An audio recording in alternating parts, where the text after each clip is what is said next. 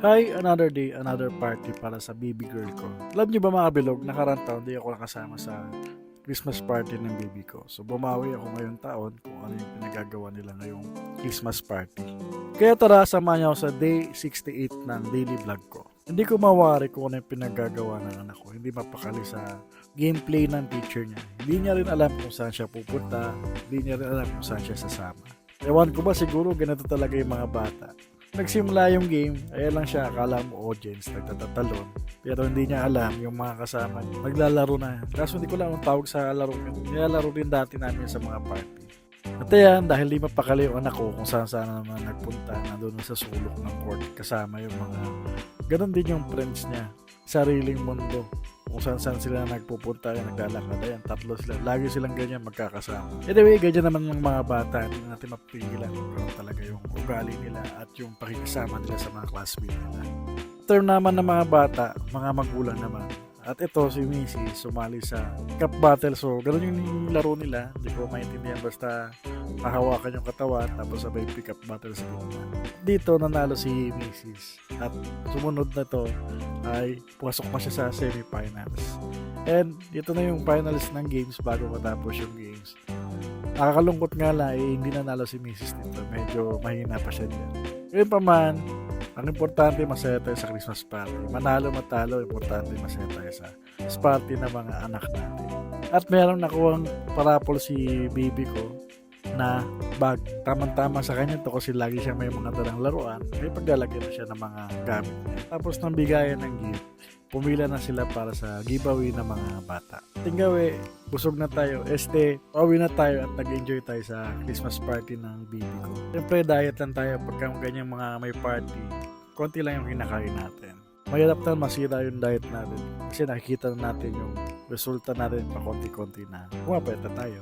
Pag uwi natin back to reality, sikaso muna tayo ng mga unit at mga susunod na order ni client. At ito si bro, tinatapos itong order na to at padi-deliver na to kinabukasan. Mga PS4 unit din ako, kaso nga lang hindi ko lang makasikaso. At yung mga nakuha ko may konting problema. Anyway, body check ulit bago tayo pumunta sa gym. At dito, naramdaman ko pa rin yung kirot ng ribs ko sa gilid kasi nga masakit talaga. Lalo na pagka medyo intense yung dalaw ko, may kirot. Diba, gusto ko na talaga magbuhat yung ginagawa ko dati. Pero ngayon kasi hindi ko talaga magawa. Pagka nagbubuhat ako, tinesting ko, kumikirot yung ribs ko. So, hindi naman na ganun kalala. Pero mas maganda kasi mapagaling muna natin bago tayo bumalik sa totoong workout na ginagawa ko.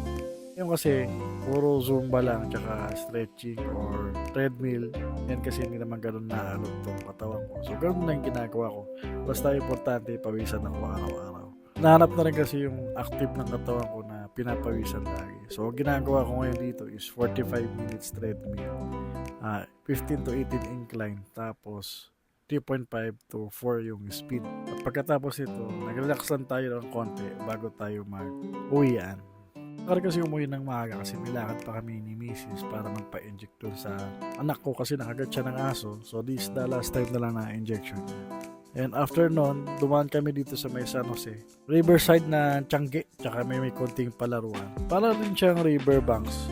Medyo mahaba nga lang ito yung nilakad namin. Dami ring pamilihan dito like yung pagkain, laruan, sapatos, damit, nandito rin lahat. Mga parang Divisoria style, ganun yung mga presyuan dito. At least, hindi na kami pumunta ng riverbanks dahil meron naman pala dito sa may San Jose.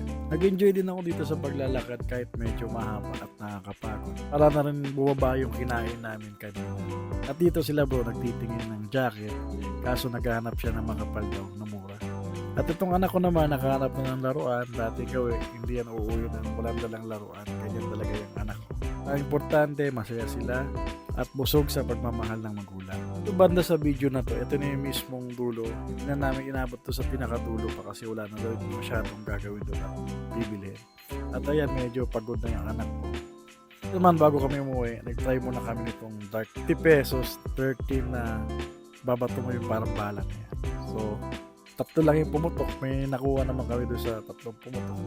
At trinay namin lahat. Ito yung last part na to. Nakaputok pata ako ng balloons. At ayun, sablay pala. Ito yung pangalawa. Pero kaming nakuha ang maliit na premium. Hanggang sa muli, kita-kits na lang sa next daily vlog. Bye-bye!